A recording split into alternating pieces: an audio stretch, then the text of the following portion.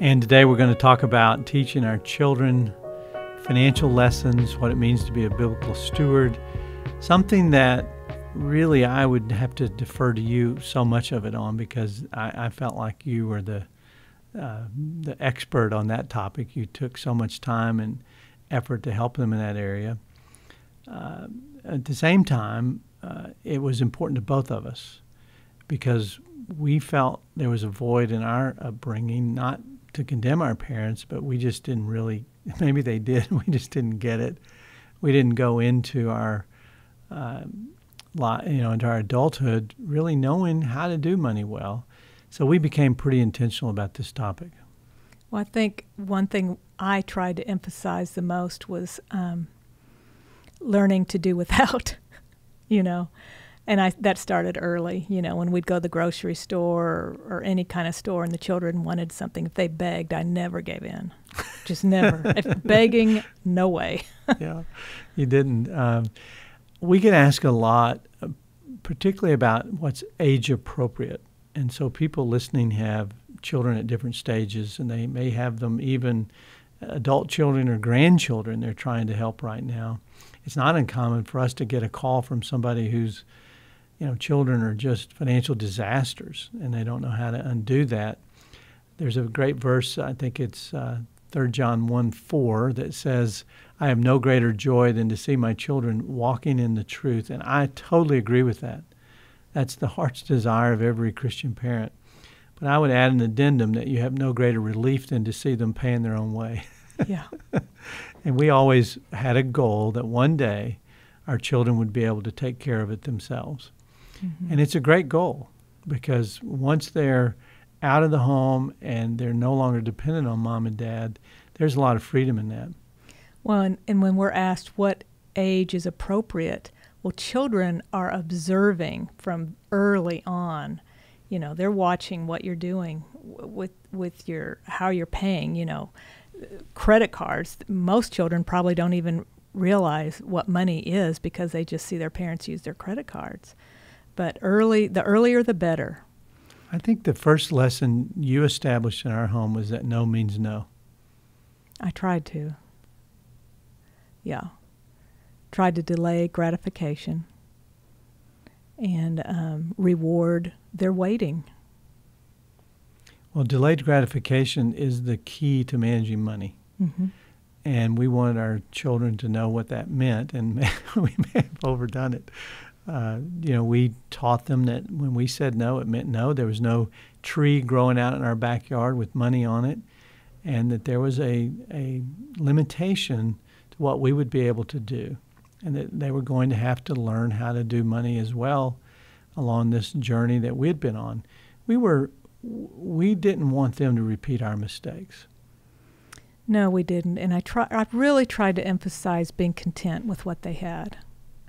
We had, especially later in our marriage, you had been exposed to a lot of poverty overseas. And it was difficult to see American children with so much stuff. So I wanted ours to learn to just be content with what they had. Well, we also emphasized allocation, which we had not really been taught, that everything that came to their hands would have to be allocated into the form of a spending plan, mm-hmm. or what we'd call a budget. And talk a little bit about the system you set up for them. Well, I wanted them to learn to give first. So we came up with this binder idea. And is that what you want me to talk about, the binder?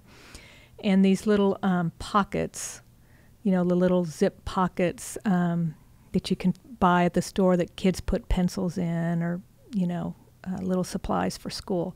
So I bought 3 of those, put them in a binder for each child, and labeled them Give, Save, and Spend.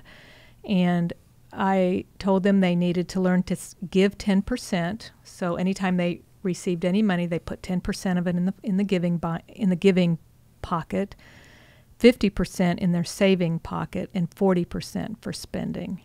And they did that for a long time.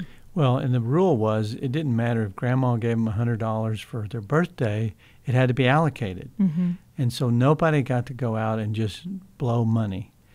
And if they worked, they had to allocate. If they had any kind of allowance, all of those things were to teach them that one day they would have to allocate their funds into a budget themselves, and so they need to learn the discipline of doing that. Well, and speaking of allowance, early on with our oldest boys, we just gave them an allowance. Never was a lot, but we just gave it, whether they didn't have to earn it. Later, with our younger two, we expected them to work.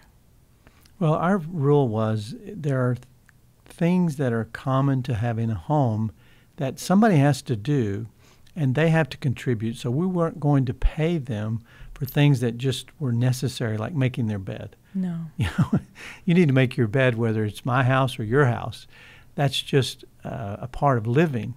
And so that you didn't get an allowance for that. You didn't get an allowance for taking out the trash. You didn't get an allowance for helping with the dishes. Now, I do think, if I recall correctly, that we started giving them a clothing allowance at 16. Well, what we did is we said there are certain things that if you will do and contribute that are beyond the norm, then we'll pay you for that. And so, I've had yard work built in with these 4 boys for all these years. They got paid for helping with the yard.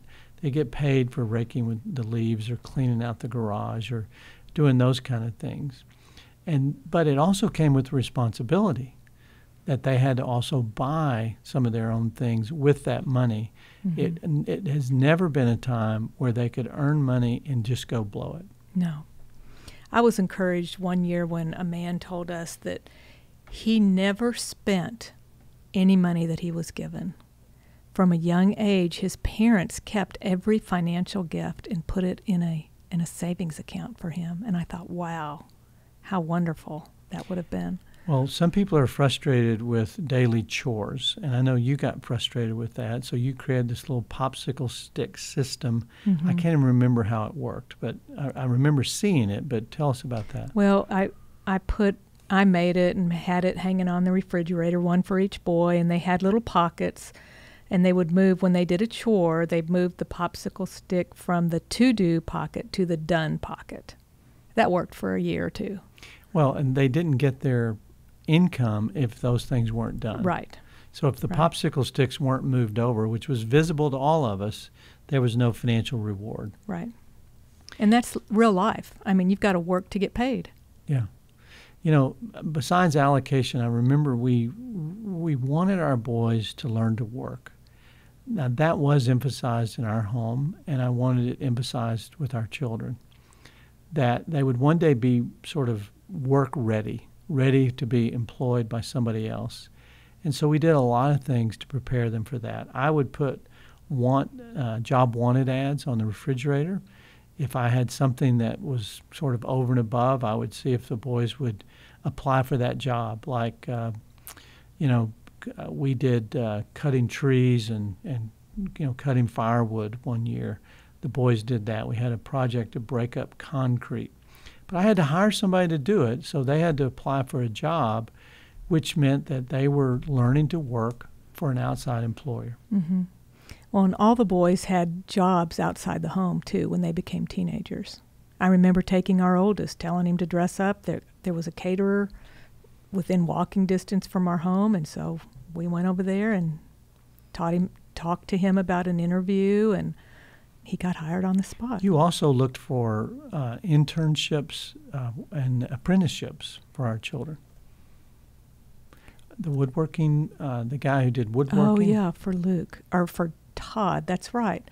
A friend's father had a woodworking shop on his property, and he offered to teach our son what he knew. And woodworking stayed with him all of his life. But Todd had to work for him, too, in his garden. Yeah, in exchange for the apprenticeship. Mm-hmm.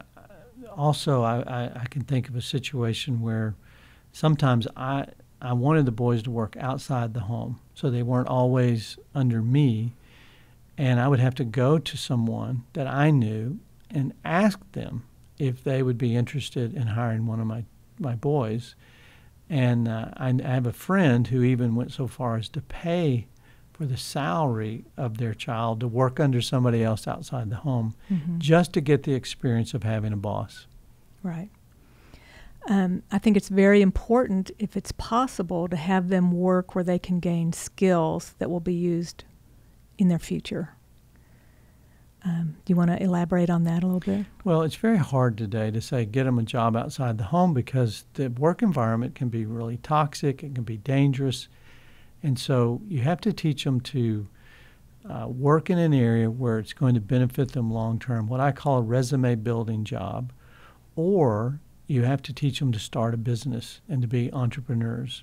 And our children, it's interesting, 2 of them have really never had formal sector jobs. I mean, other than just little temporary work your way through college kind of jobs. They've been totally independent and manage their own finances, manage their own income, and have done very, very well at that. And then, of course, we've got the 2 younger ones that are now coming along and being able to do that. When it came to cars, we made a decision to help them with the first car. And we look back, and I think we would probably do that a little bit differently. I think that having them learn to save for a car, to be responsible for the insurance, is a big deal. Well, one of our children wrecked his car that we had helped buy. And I remember I said, well, the second car's on you. And he was able to go out that very week and pay cash for his own car. And after he did that, which I was very proud of, he had money in his savings account to get his own car. I said, are you broke now?